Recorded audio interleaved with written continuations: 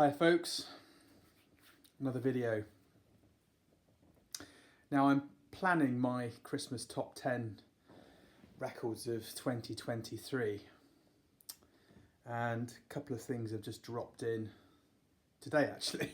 Well, one thing has dropped in today that's kind of messed me about a little bit in terms of what I was going to present as my top 10 of 2023. Yeah, some amazing jazz. I'm not sure if I showed the Bill Evans Sunday at the Village Vanguard. I think I did briefly on a short YouTube short, but that really has blown me away, along with Waltz for Debbie this year. So you might be able to guess what might be in my top 10, but there might be a couple of surprises. So I've thought long and hard about which records I think have really piqued my interest this year. So I've done it, I did it last year, I did it the year before I think, but anyway. I thought I'd do a video, a prelude to my Christmas video and show you a few records that have dropped recently. Now this one, this one has really... So last week I managed to see the Neil Burns Trio, Scottish guy, fantastic Scottish guy who plays the most amazing guitar. And he was telling us about his influences being Dexter Gordon and sort of, Grant Green. So after the gig, I came home and sort of had a little look around, and this popped up. This is I've not bought this before. This was a bit of a blind buy because you can't listen to this on streaming services, or I couldn't find it. This is Dexter Gordon and Donald Byrd, The Lost Recordings. Not cheap, by what are they called? Well, the Lost Recordings is the label. It's a French label, and it's completely blown me away. It's a mono, and it's absolutely fantastic record. We've got 2 tracks each side, recorded in 1963. With Donald Byrd on trumpet, obviously, Dexter Gordon on tenor sax, Herb Geller on alto sax, Ake Persson on trombone, and Heinz Kitchenberg on guitar, and Jürgen Yellers on double bass, Joe Harris on drums. So this has really filled my room up. It's a 45 RPM record. I don't know why they've felt the need to add a digital streaming card with it. I think when you're sort of buying... Well, some people like it, don't they? If they've got a good streaming... I don't have any streaming kind of equipment here. It's all records, but it's nice to have, I guess. But this is absolutely incredibly perfect. This is just sounds fantastic. It just completely has blown me away at how good it is. It's been mastered by Kevin Gray, and it's been pressed in France by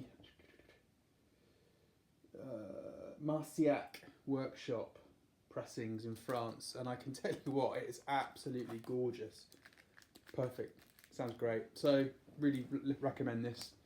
It's a bit of a treat with only 4 tracks, 2 tracks each side, but Lost Recordings, Donald Byrd and Dexter Gordon, really good. So moving on from that, what dropped earlier in the week, which really has blown me away and will probably feature in my next video, is this little beauty, Extensions McCoy Tiner. There is so much going on in this. I mean, there's so much musicality in McCoy Tiner's performance. And of course we've got the wonderful Alice Coltrane on harp, and the very talented Wayne Shorter on tenor and soprano sax. So I think this will become one of those kind of, one of those tone poets that will become enshrined in greatness, because it just sounds amazing. Really, really, really great spiritual jazz. There's a wonderful essay on the back here which talks about McCoy Tiner's real kind of talent. And what was interesting is that he had a meeting with Elvin Jones, and also Ron Carter, and it talks about Doug and Gene Kahn. I've mentioned Doug Kahn on the Black Jazz label, Infant Eyes, and I can see the influence on it from McCoy Tyner on Doug Kahn.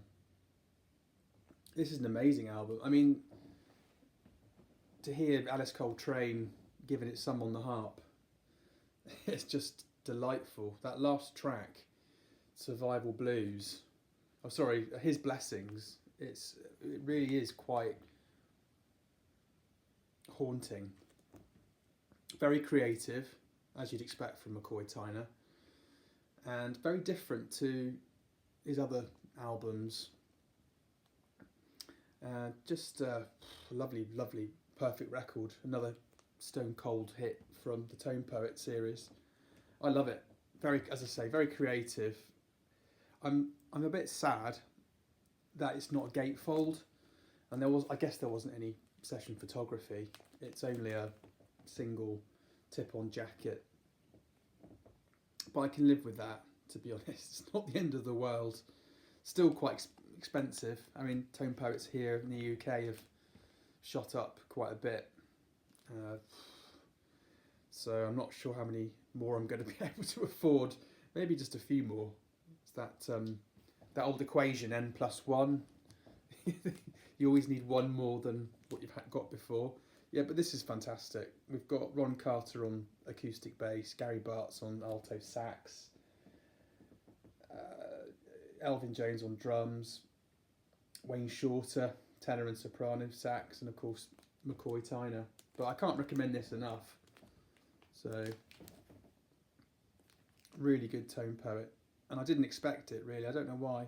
I think it was that neat National Geographic look on the cover, but really good. So, two more to show you and brag about, maybe. It's good to be back, actually. It's nice to be feeling a bit more alive. I picked up this, talking about Wayne Shorter, Schizophrenia, another fabulous Tone Poet, with Herbie Hancock on piano, Ron Carter on bass, Joe Chambers on drums. So a real stellar cast. Curtis Fuller on trombone, James Spaulding on alto sax and flute.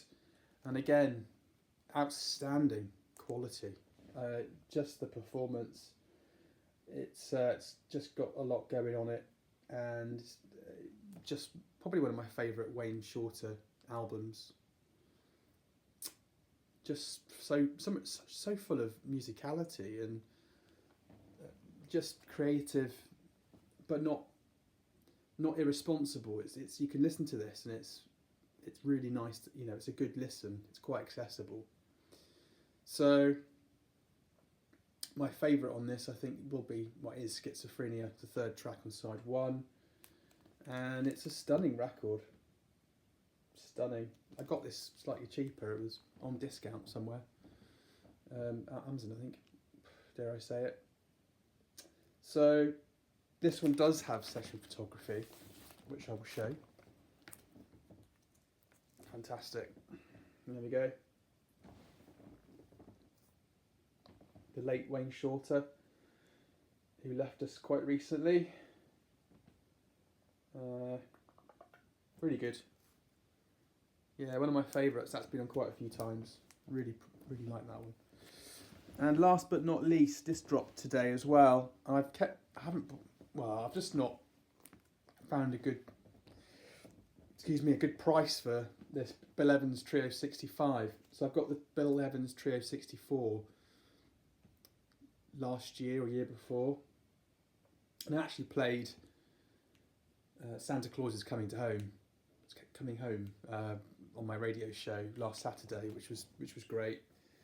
So I picked this up. This was VG. No, it wasn't VG Plus. It was labelled as Mint minus. Just had been opened, and I thought, oh crikey, I read a few things on Discog reviews that this particular one's been played with a bit of infill and a few issues. I'm happy to report this is spot on perfect. Gave it a clean, which I do with every new record I get, and it sounds stunning, absolutely stunning. So, and again, this is a gatefold. I don't know why, I just don't know why I sort of sat back on this one. I didn't think it was going to sell out like all the other Bill Evans stuff, like You Must Believe in Spring and yeah, but it's equally as beautiful. But I got it a bit cheaper because it was second hand, and it's stunning. Oh, there's no photography in there. But we've got Chuck Israels and Larry Bunker on drums. So really great. Really recommend this. This probably won't feature in my top 10, but it might do. I'll keep you guessing. So that's it. Those are my new last editions. That's it now. Gone, finished until next year. So my next video, I'm going to have a little rethink of my top 10, and I'll showcase that in a Christmas video coming up soon, probably sometime this weekend. Really love this. This is lovely. So hope you're okay. Until next time, take care. Bye.